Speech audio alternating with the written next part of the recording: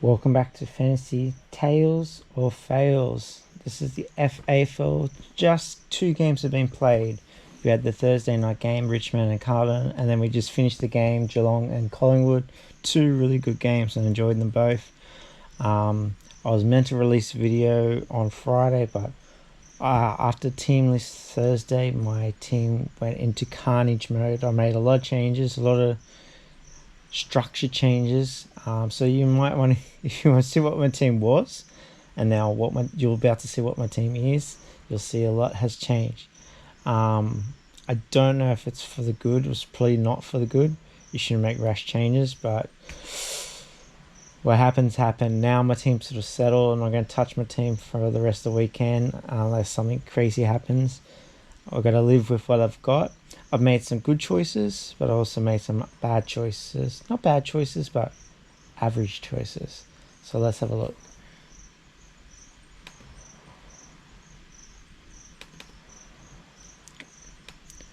Alright, so this is my team. So at the moment I've got 13k left on the salary. And again, this is after 2 games, Richmond and Carlton and Geelong and Collingwood. Now, looking at my defense, this is my defense. It's pretty stock standard, I think. Obviously Yo went, which is what changed many people's teams, and a lot of people's went unique. For a second I did take Dacos out, but I kept him in there, and I actually went up. And I'll show you how I got the money later. I went up to Andrew McGrath. So Yo to Andrew McGrath. Yo to Andrew McGrath. So I went up. Now, Yo could come back next week, yeah? So he maybe still play. We have to go get next week. Now, what I didn't do, I didn't play my Carlton rookies. I didn't want to ruin my Thursday night, and I think that decision so far was correct. I know that's Captain Hindsight, but I got a lot of other risky things going on. I was like, I don't want to get a Carlton rookie scores, but one seems okay. So I got Doherty, Dacos, Andrew McGrath, Charlie Constable, Chester and Gimme. So I'm going to play the West Coast Eagles rookies. And then Wilmot and Cohen. I think they're pretty stock standard. Carlton, Cohen, I think he got injured. So that could be the first trade already. Next week is Cohen to somebody else. Yeah, so that's not good. The other choice is I could do one of these mid. I could just change Wilmot to anyway. Let's look at my mids. My mids changed a lot. Alright, I had Roy Laird. He is gone. I love watching Laird play. I like him in my team. But I had to get some cash. And I was thinking Jack Steele's for my second choice for the top value players. And I was like, I just didn't know. I was so confused. So I dropped down to Kelly, which is quite a big drop, yeah. The reason I dropped to Kelly, again, I like watching Kelly play. And what all my changes that I've made, I guess my summary of the changes is they are good players. Maybe not fantasy great players, like they're not going to go up in value or all that sort of game, but they are good players. And then I can adjust it to the fantasy game with price rises and break evens and all that sort of stuff. I just didn't want to ruin my first week. I could still ruin it, like it still could be pretty bad. At the moment, I'm after 5 or 6 players playing, I'm 18,000. Last year I was 40,000, so if I can stay around that, I'd like to be under 10,000 first week, but I don't know if that's going to happen.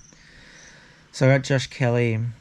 They're playing Adelaide, which if the Giants are going to be good, they should touch the ball a lot against Adelaide, because I've got actually a few Giants players. I got Tom Green in. I can't remember if I had Tom Green in. I think I did. The new player I got in was Jacob Hopper. For the first 2 quarters, I thought it was a genius. I thought that was a good move.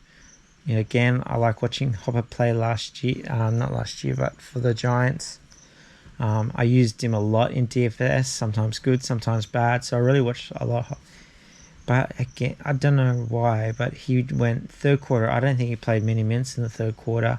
Fourth quarter was just too late for him to catch it back. The first 2 quarters, he was on track for a good score. And he just went silent. Like, if we look at his time on ground, I just turned this on recently because I was curious what his time on ground was. He had the 5th lowest time on the ground for Richmond players compared to the other new boy, Trento. Trento had 80%.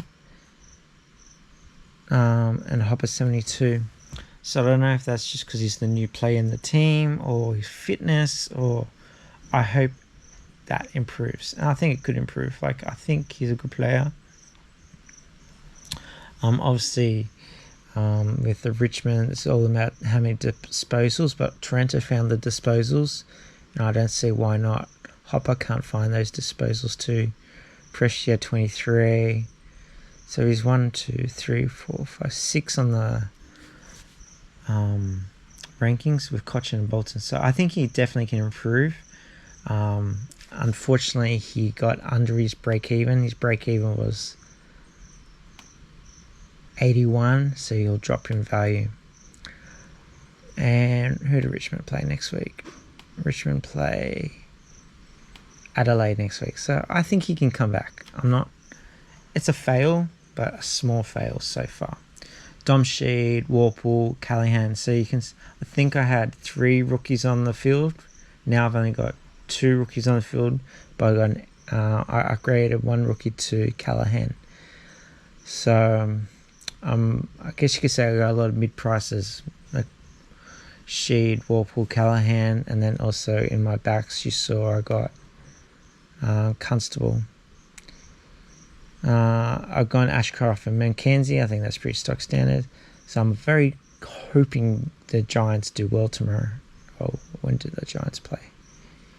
Giants play.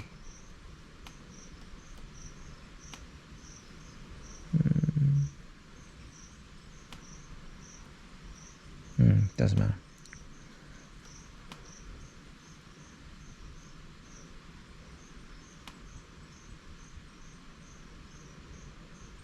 Sunday.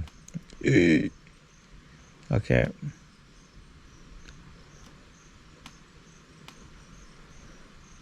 Callahan, I haven't had Callahan in my team all preseason, but he's pretty chalky, 23, Warple.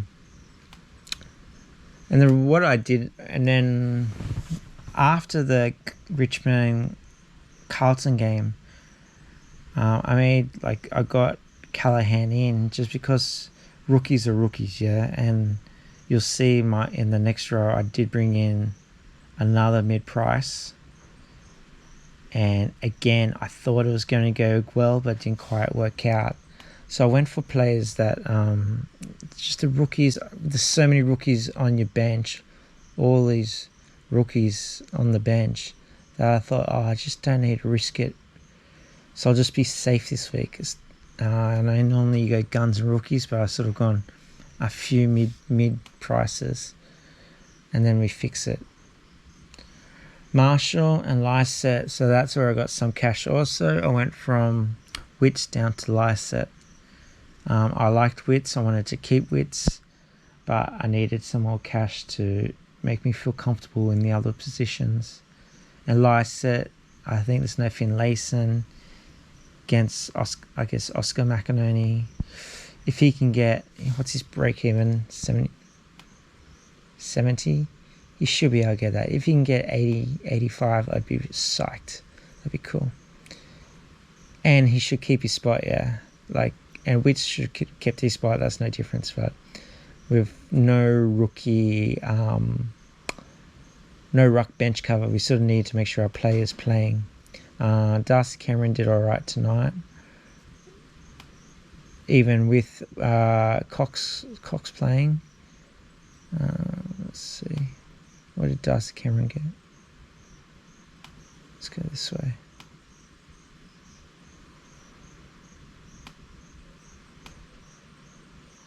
I think a lot of people are also going to Cherry, like Kangaroos play, but I just feel like if the Dogs get smashed, which is very likely, they'll bring Goldie back. Where's Darcy? Darcy got 75.